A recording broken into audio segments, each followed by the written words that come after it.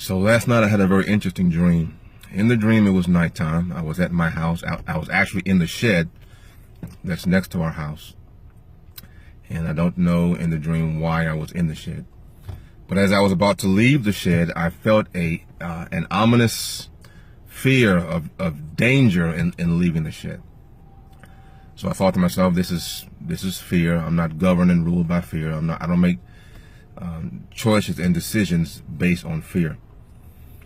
So I left out of the shed, and when I left out of the shed, when I walked out of the shed, out of the darkness from behind the shed, from the woods, darted out an animal, some kind of beast, and immediately attacked me.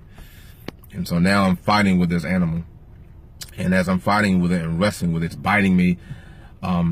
Another animal comes out from the other side of the shed and attacks me as well.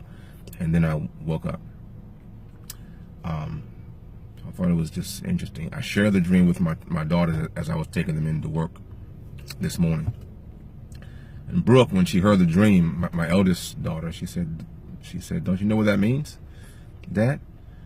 And I said, "No, not really." And she said that the dream is telling you to stay in the place of prayer, stay in the posture of prayer.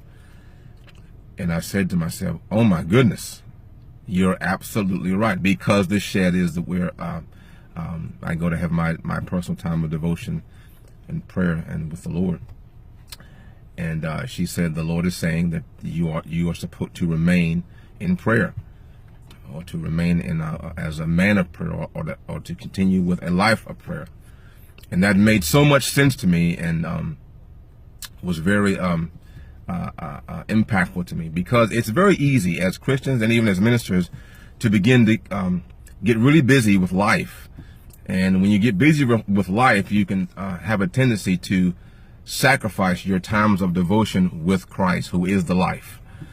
And whenever we do that, we will become susceptible to vectors of the attack and the rage of Satan that we would not have if we were maintaining our commitment and devotion to Christ through our times of study and our times of devotion and prayer and worship and those type of things. So I just want to set that forth and communicate that to my friends and my family, that as we move along this end time trajectory and it gets darker and darker and darker, the wicked one is going to have strategy and plans of attack.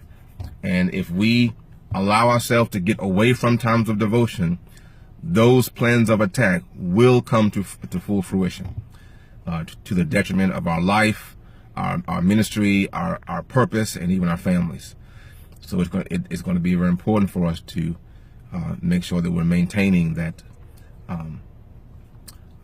rich, vibrant walk and relationship and fellowship with Jesus Christ, so as to make sure that we're saved from the rage and the attack of the wicked one.